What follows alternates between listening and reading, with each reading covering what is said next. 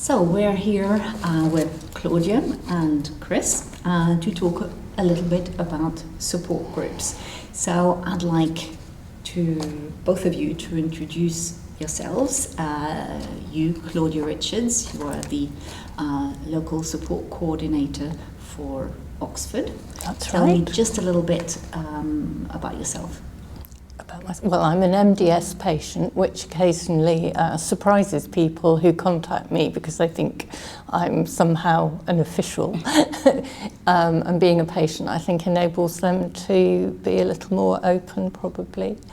I first went along to the support group when I'd been referred to Oxford. It had had one meeting before I arrived, and so I can't claim to have started it in any way, shape or form, but they were looking for a volunteer to help coordinate it in order to relieve the nurse who was doing so at the time. And I'm just one of those people who always volunteers for things. So I and one other patient said we would help the successor to that research nurse to help coordinate the group, and that's been the case for the last 7 or 8 years now. And you've been a patient for how long? I've been a patient for 10 years shortly. Yes. Okay, treated in Oxford. I'm treated both in my local haematology department and also was then referred to Oxford with the view to entering a clinical trial. And you are a staunch member of the MDS UK committee as well. So if I turn to you, Chris, Yes, Dugmore, hello. So same question to you. You're a committee member of MDS UK and a patient. Tell me a little bit more about you. I was diagnosed 11 years ago, just over 11 years ago, at which time I think that the support group didn't even really exist or was just about coming into existence. So there's very little information, very little support out there, and it was a very scary time. I was lucky in as much as a year later things had started happening support-wise, and I think you invited me to a support group meeting in Cambridge, in the Duxford Aircraft Museum of all places, led by the person who was currently the chairman, David Hall.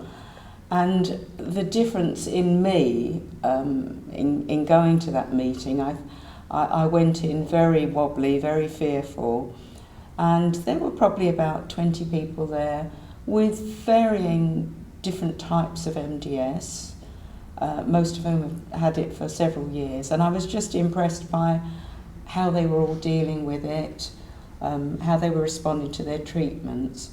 Following on from that meeting, I sort of started emailing a couple of people in the group with whom I had things in common, and I found that really, really helpful, just to sort of touch base with other people, because I'd had this a year by this time and not been able to speak to anybody with MDS.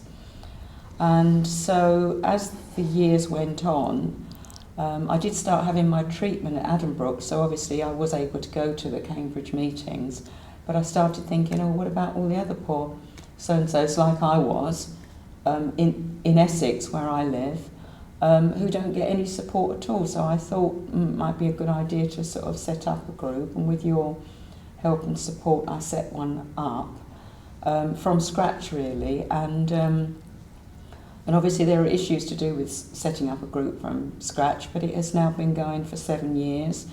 The last meeting we had, there were 31 people there, which was the biggest yet. So yeah, I'm very pleased with how it's going, and we've seen lots of people come to the group and I think derive benefit from it. So. And just to add also, you're an MDS patient, but your type of MDS is CMML. Yes, it's called CMML, and it's an even rarer type than MDS. I think MDS is still about 3,500 people newly diagnosed. 2,500.